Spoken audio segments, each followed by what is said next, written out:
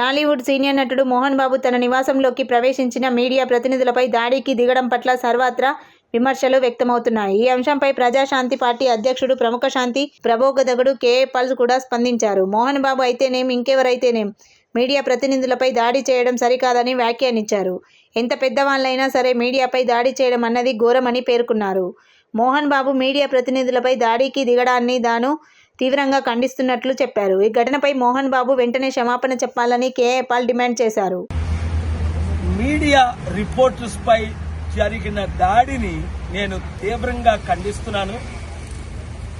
ఎవరైనప్పటికీ, ఎంత పెద్దవారైనప్పటికీ, మోహన్ బాబు గారు కావచ్చు, ఇంకొకరు కావచ్చు, మీడియాపై దాడి చేయడం అన్నది చాలా ఘోరం. అది కనుక తక్షణమే మోహన్ బాబు గారు క్షమాపణ చెప్పాలి. అలాగే ఈ చాలా దాడులు ఎక్కువైపోతున్నాయి మీడియా మీద. రాష్ట్రం అంతా, దేశమంతా, కొందరినైతే జైల్లోనే పెట్టేస్తున్నారు.